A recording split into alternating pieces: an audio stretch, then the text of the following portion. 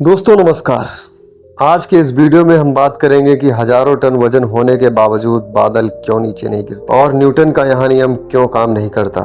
अगर आप भी इन दिलचस्प सवालों के जवाब जानना चाहते हैं तो वीडियो को अंत तक जरूर देखें। आमतौर पर जब हम बादलों के बारे में सोचते हैं तो हमें लगता है कि वे हल्के होंगे, लेकिन सच्चाई ये है कि एक सामान्य क्यूबिक किलोमीटर का बादल का वजन लगभग 5000 से 10,000 टन के बीच हो सकता है। ये वजन काफी अधिक लगता है, फिर भी बादल आसमान में क्यों लटकते रहते हैं। बादल तब बनते हैं जब वायुमंडल में जलवाष्प संचित होता है। ये जलवाष्प तब ठोस या तरल कणों में बदल जाता है जिन्हें हम बादलों के रूप में देखते हैं।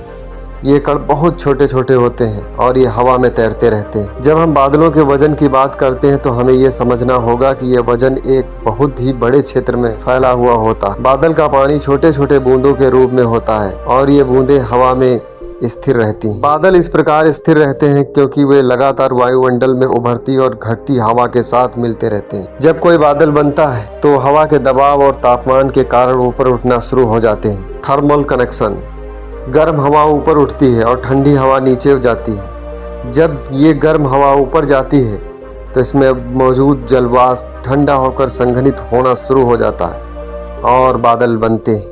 हवा के अलग अलग प्रभाव बादल को तैरने में मदद करते हैं, यानी कि हवा का एक दिशा से दूसरी दिशा का बहना ही बादलों को एक जगह से दूसरी जगह पर ले जाने में मदद करते हैं और ये प्रवाह बादलों को नीचे गिरने से रोकते हैं। न्यूटन का पहला नियम कहता है कि एक वस्तु तब तक स्थिर रहती है या सीधी रेखा में गति करती है जब तक उस पर बाहरी बल लागू न हो। बादल हवा के साथ तैरते हैं और उनका वजन भी हवा द्वारा समर्थन प्राप्त होता रहता है। बादल पर वायु का दबाव और वायुमंडल का तैरता हुआ समर्थन बल संतुलित होता है। ये संतुलन बल न्यूटन के तीसरे नियम के अनुसार प्रत्येक क्रिया के बराबर और विपरीत प्रतिक्रिया के सिद्धांत पर आधारित होता है। वायुमंडल का वजन वायुमंडलीय दबाव से संतुलित होता है जिसमें नीचे नहीं गिरते। वायुमंडल की ये विशेषता बादलों को नीचे गिरने से रोकती है। बादलों को धरती से देखने पर लगता है कि ये काफी हल्के होंगे क्योंकि आराम से हवा के सहारे एक जगह से दूसरे स्थान पर चले जाते हैं, लेकिन बादल को जितना हल्का समझ रहे हैं ये उससे कई गुना ज्यादा वजनदार होते हैं। कुछ रिपोर्ट्स की माने तो गर्मी से बने एक बादल का वजन कई टन तक भी हो सकता है। अब एक सवाल और उठता है कि बादल का वजन नापा कैसे जाता है। बता दें कि किसी वेट मशीन से नहीं मापा जाता है, बल्कि इसको मापने का एक अलग तरीका होता है। इसका वजन मापने के लिए सैटेलाइट तकनीक का इस्तेमाल किया जाता है। इसके लिए सैटेलाइट के रडार उपकरण बादल में कुछ तरंग भेजते हैं। इससे उसकी संघनता के हिसाब से बादल के वजन का एक अंदाजा लगाया जाता है, यानी सैटेलाइट से ही उसके वजन का पता लगाया जाता है। बादलों का आकार इतना बड़ा होता है कि पानी की बूंदें बड़ी होने के बावजूद अंदर काफी छोटी लगती हैं। इन बूंदों के बीच की दूरी के कारण गर्म हवा इन्हें आसानी से ऊपर उठाकर रखती है। और आसानी से समझने के लिए उदाहरण से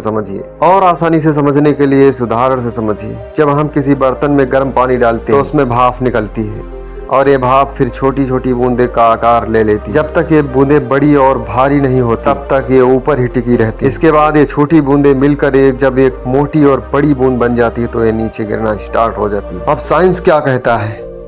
हवा में नाइट्रोजन और ऑक्सीजन के मॉलिक्यूल्स सबसे ज्यादा होते हैं। जब बादल बनता है तो उसमें से कुछ हवा के मॉलिक्यूल की जगह आप पानी के मॉलिक्यूल्स ले लेते हैं। पानी यानी H2O, जिसका मतलब हाइड्रोजन और ऑक्सीजन का मॉलिक्यूल। हाइड्रोजन नाइट्रोजन और ऑक्सीजन से कई गुना मात्रा में हल्की होती है। इस वजह से इतना भारी होने के बाद भी एक बादल अपने आसपास की सूखी हवा से बहुत हल्का हो जाता है। ऐसा नहीं कि ग्रेविटेशनल फोर्स बादलों पर काम नहीं करता। बादल इसके प्रभाव में काफी धीरे धीरे नीचे आ रहा होता है, लेकिन कभी थोड़ी सी भी हवा लगती तो ये ऊपर उठ जाते हैं। इनके नीचे गिरने की स्पीड बहुत धीमी होती है।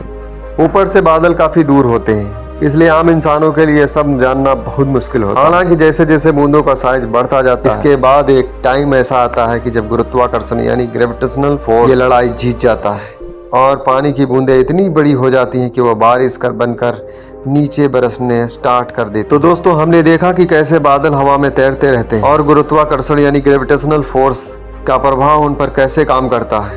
उम्मीद है कि आपको ये जानकारी रोचक लगी हो। अगर आपको ये वीडियो पसंद आया हो तो इसे लाइक करें, शेयर करें और हमारे चैनल को सब्सक्राइब करना ना भूलें ताकि आप इंटरेस्टिंग साइंस रिलेटेड न्यूज और ट्रैवल गाइड्स आपको मिले जानकारी सबसे पहले। तो मिलते हैं किसी ऐसे वीडियो के साथ, तब तक के लिए देखते रहो, मस्त रहो, खुश रहो। नमस्कार, धन्यवाद।